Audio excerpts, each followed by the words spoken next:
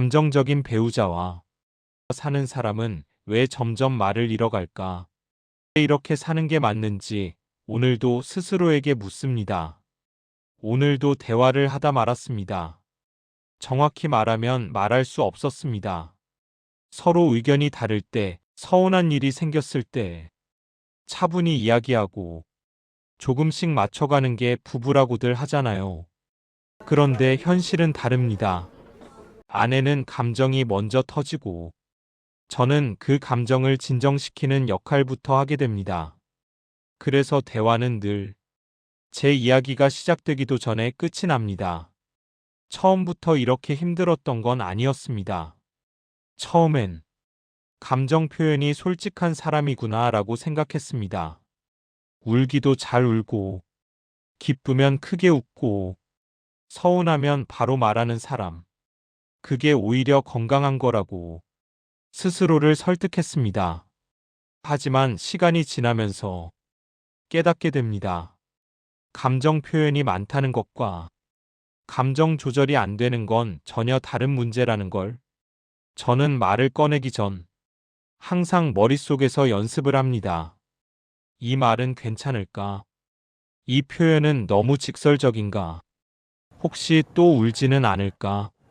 대화가 아니라 지뢰밭을 건너는 느낌이죠. 그렇게까지 조심했는데도 결과는 늘 비슷합니다. 제가 틀린 말을 했을 때라면 차라리 괜찮습니다. 하지만 사실을 바로잡거나 제 입장을 설명하려는 순간 아내의 반응은 바뀝니다. 지금 나한테 반박하는 거야? 왜 꼭 그렇게 말해야 해? 그 순간부터 저는 대화 상대가 아니라 상처 준 사람이 됩니다. 사람의 울음은 굉장히 강력합니다.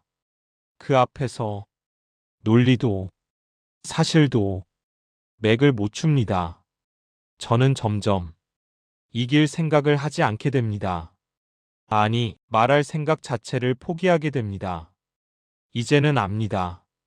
이 상황에서 어떤 말을 하면 대화가 빨리 끝나는지. 내가 미안해. 당신 말이 맞아. 내가 예민했어.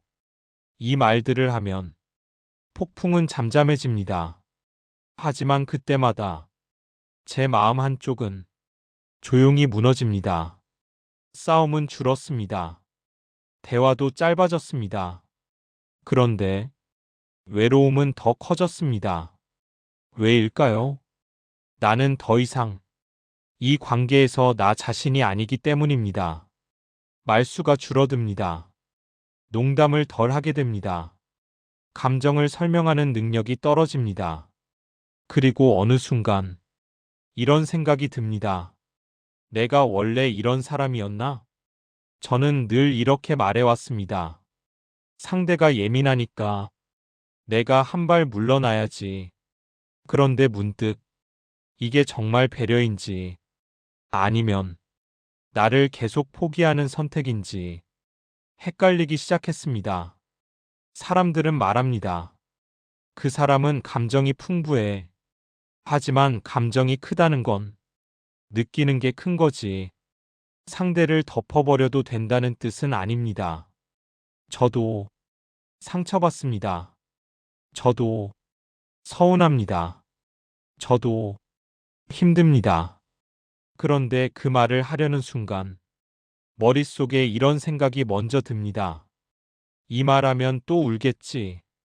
그럼 더 피곤해지겠지. 그래서 저는 아무 말도 하지 않습니다. 침묵은 갈등을 없애는 게 아니라 갈등을 안으로 밀어넣을 뿐입니다. 그리고 그 갈등은 결국 말하지 않은 사람 안에서 공기 시작합니다. 요즘 가장 자주 드는 생각입니다. 이렇게 사는 게 맞나? 사랑은 있는데 나만 없는 느낌. 함께 있는데 늘 혼자인 느낌. 분명히 말하고 싶습니다. 감정적인 배우자가 나쁜 사람이라는 뜻은 아닙니다. 대개는 불안이 크고 상처가 많고 버림받는 걸 두려워하는 사람입니다. 하지만 그 상처를 상대에게 떠넘기는 순간 관계는 무너집니다. 감정은 느낄 수 있습니다. 하지만 그 감정을 어떻게 표현하고 어떻게 처리하느냐는 각자의 책임입니다. 관계는 한 사람이 계속 참아서 유지되는 구조가 아닙니다. 그건 사랑이 아니라 버티는 생활입니다. 정답은 없습니다. 다만 이 질문은 필요합니다.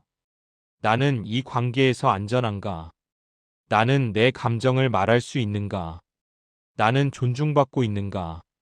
이 영상을 듣는 당신이 혹시 늘 차분한 역할을 맡아온 사람이라면 이 말만은 꼭 전하고 싶습니다. 당신이 조용했던 건 성숙해서가 아니라 너무 오래 혼자 견뎌왔기 때문일지도 모릅니다. 오늘은 그 사실만큼은 스스로에게 인정해 주세요. 당신의 감정도 소중합니다.